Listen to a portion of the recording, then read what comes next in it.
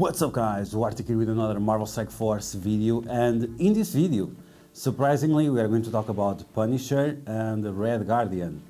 And we are going to talk about these characters because of the new team that was announced, the A-Force, and this team only has 4 members, and one of those members is Captain Marvel, and Captain Marvel has some nice interactions with both of these characters. We also have Jessica Jones and Spider-Woman that have some good interactions with the Punisher. So overall, it's going to be interesting to think about these characters in relation to the A-Force team. So in this video, we are going to talk about all that. We are going to try to decipher which is going to be the best option as a 5th for that team, which one provides more utility. And we are also going to take a look at the kits of the A-Force characters really quickly, just to get an idea of what they do and see how powerful they are going to be, and if it's going to be worth it investing in these characters. So if you like the information on this video, like always, make sure you share it with your friends on Facebook and Discord.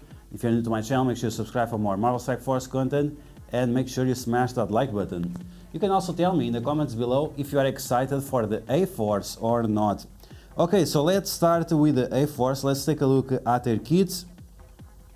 We have 2 new characters and we have 2 reworks. So the new characters are Spider-Woman and Nico. Not a big fan of this costume, but I guess they look decent somewhat.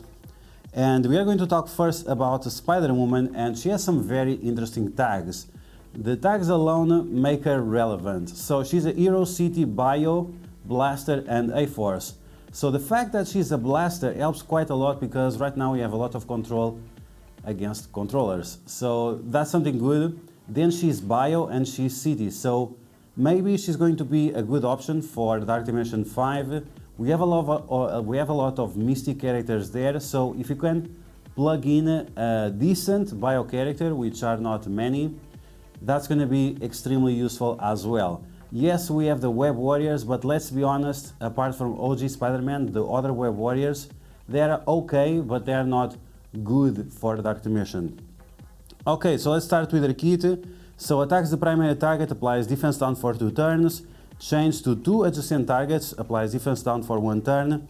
This attack cannot be countered or blocked. So this is similar to Symbiote Spider-Man, but I find it better because it's not a rebound chain and this applies more defense downs to more characters. It cannot be countered, cannot be blocked, so there is no dangers in that. Now, the special ability 6 energy comes full.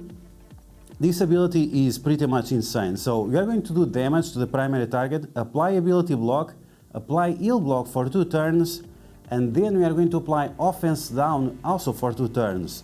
She's going to chain to 4 characters, so 5 characters that will get heal block and offense down for 2 turns. Offense down is one of the better abilities for Dark Dimension, and on Dark Dimension 5 this is extremely useful. So just from this ability alone, she's going to be super relevant on Dark Dimension.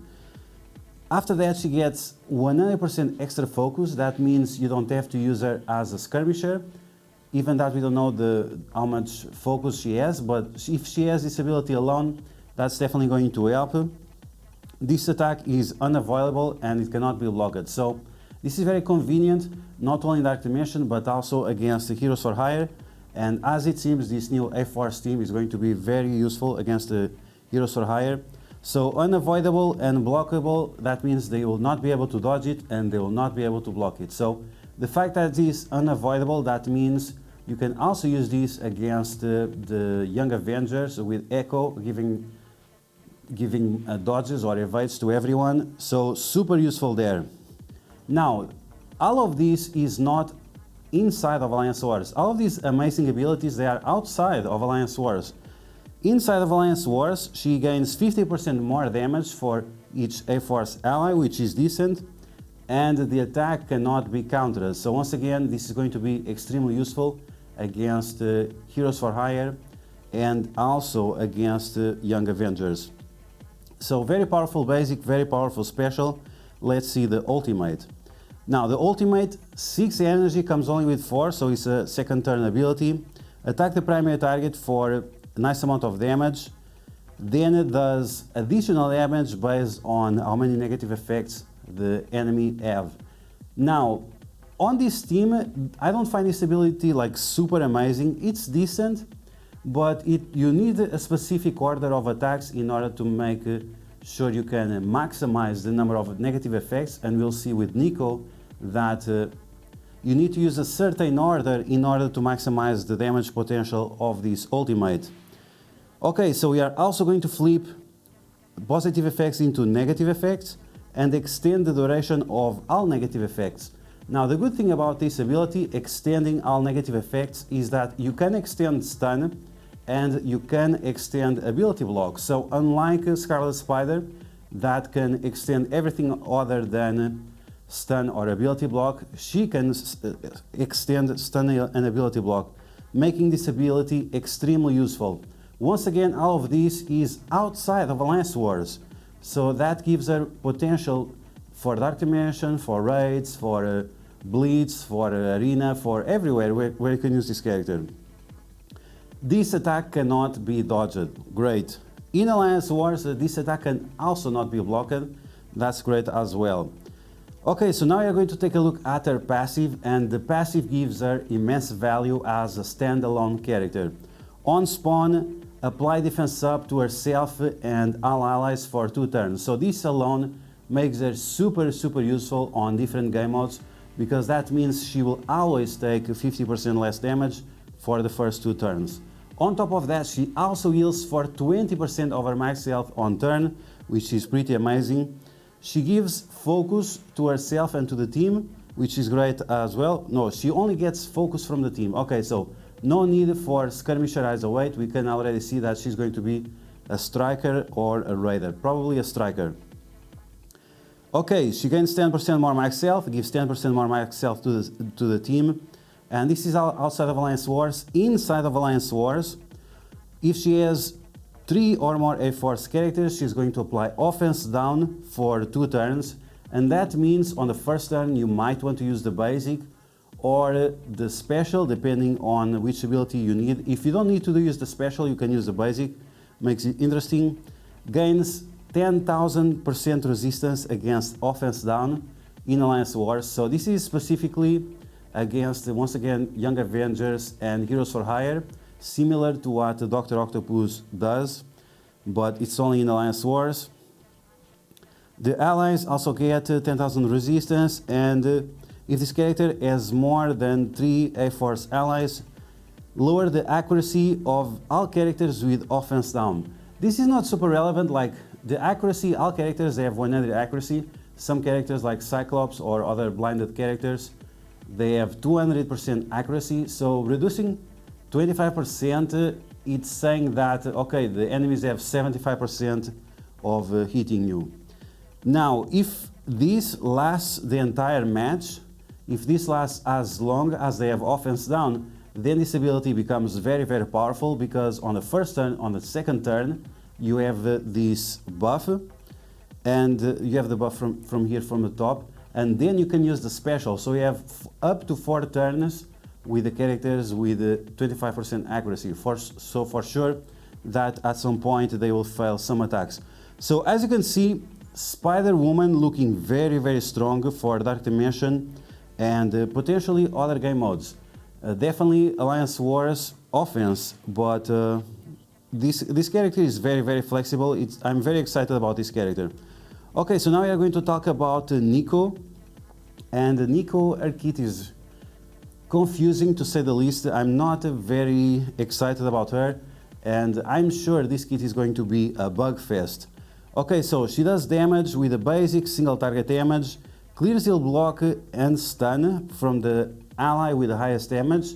This is once again against Heroes for Hire. Then she calls that specific ally with the highest damage to attack the primary target. And then she has these abilities. I'm not going to read this because this is a waste of time. This ability will only activate after you use this ability for the first time. I mean, I don't know if it's some problem with semantics that I'm having with these abilities or not, but it seems that unless the match lasts like for 30 minutes, you'll never be able to use these effects, which is concerning to say the least. I really don't like these abilities. So, and the other part of the basic is nothing special. Okay, so let's take a look at the special. 5 energy comes full, attacks the primary target and adjacent targets, and applies 2 bleeds for 1 turn. Keep this in mind, because the difference between bleeds for 1 turn and 2 turns is huge, and as you notice with Morbius and the Ghost Rider. She also gives 2 regeneration to herself, and then once again she has these crazy abilities. After use this ability once, blah blah blah. I mean, if she has 5 energy, how long do you need to get those 5 energy again in order to use this ability? Now, you can get energy with Jessica Jones, but it's luck based. No one says that you are going to specifically get energy on Nico to use these abilities once again. And you have 3 different abilities packed here. It's all random. This is completely insane. This might be very interesting on the private server or whatever, what they test the characters, but I don't think it will be very interesting on the live server. Okay, so we have the ultimate now, and the ultimate very, very strong, but it costs 8 energy and comes full. Attack all enemies for 450% damage, which is a huge multiplier.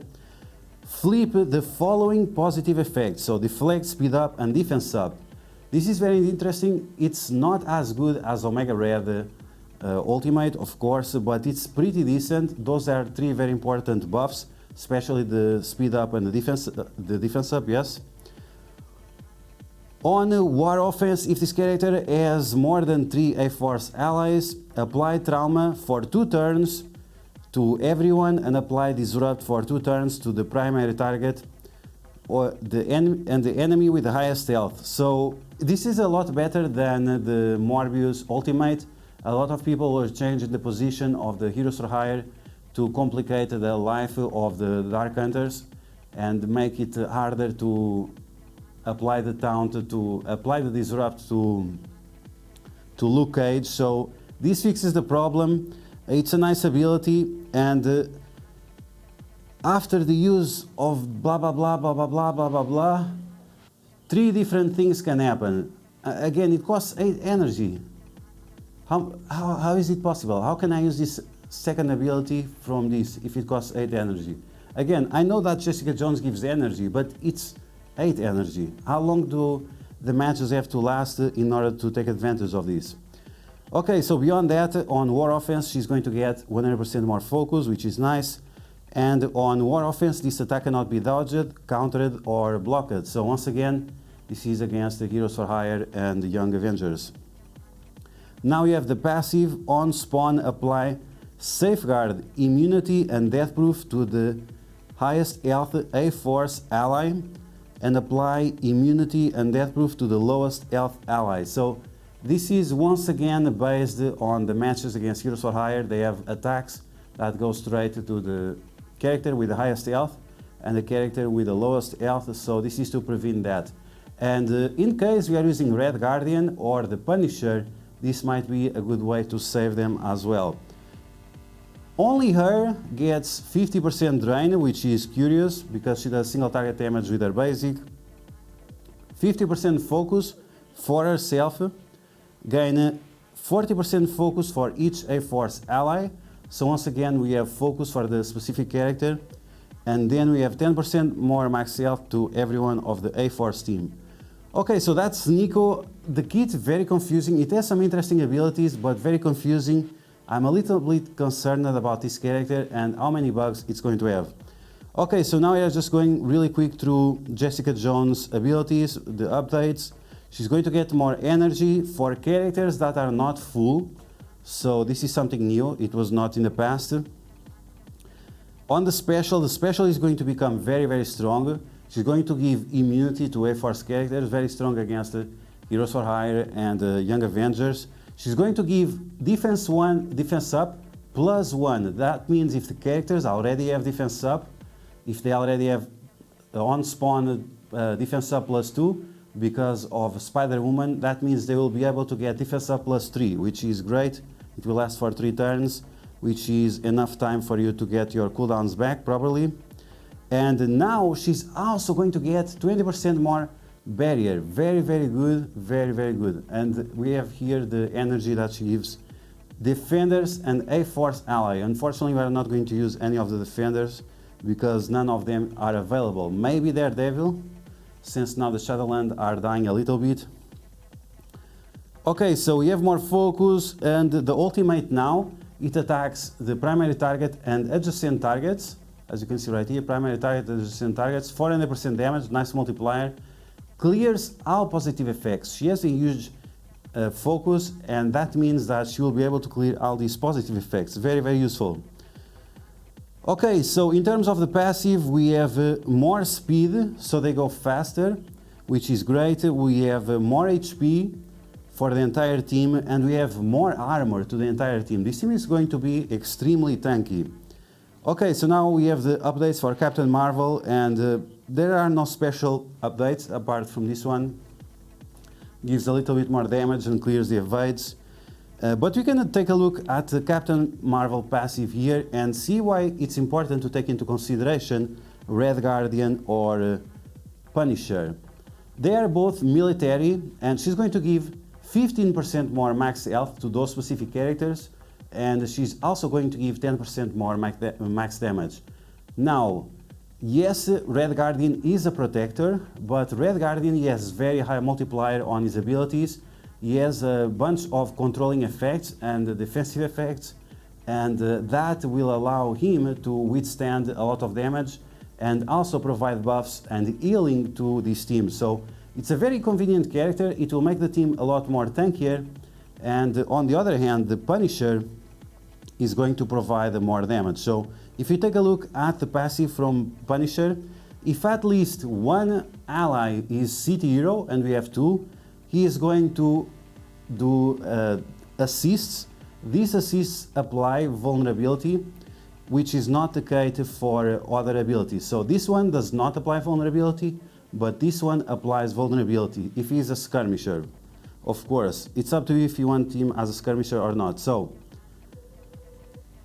city allies get 5% more damage. City hero allies like Jessica Jones and Spider-Woman will get 10% more damage. And the city hero allies against villain enemies, they will get additional 30% more max damage. This is amazing. Unfortunately, this team is designed to go against Young Avengers and Heroes for Hire, and none of them are villains. So Punisher is probably not going to be the best option. The other abilities he has, they don't do anything special. The special does, he steals one positive effect, but I don't like the cooldown. It doesn't do a lot of damage. It's kind of lame. So yeah, I think that Punisher, based on what he does and what he provides to the team, it only affects two characters, and he doesn't have the highest survivability even with that additional 15% HP. So I think that maybe Red Guardian is going to be a better option. So on spawn, he's going to give himself, what is that? So on spawn, he gives himself defense up for 2 turns. He also gives himself speed up. That's very convenient. He also has taunt, but he also has the ability of losing the taunt in case he drops below 50% HP.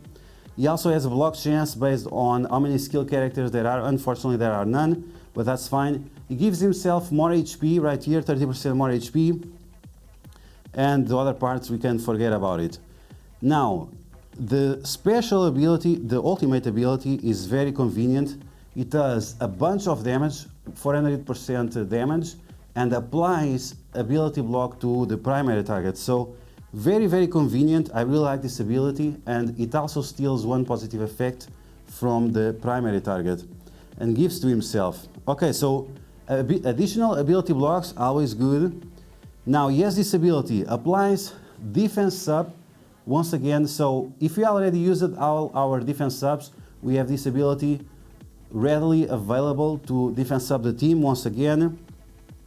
He's going to give himself regenerations, and he does a bunch of healing to the entire team. It's not only to skill military characters, and also clears negative effects. So this guy does literally everything. Now on his basic, does he do anything special?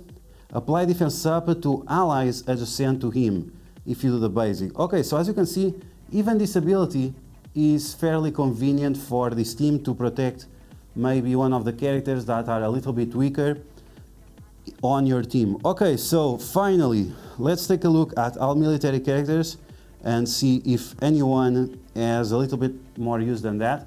So Captain Marvel is part of this team. Captain America and Black Widow, I think their stats are way too low. Even that Black Widow is a nice stun, and this guy can give a bunch of energy to the team.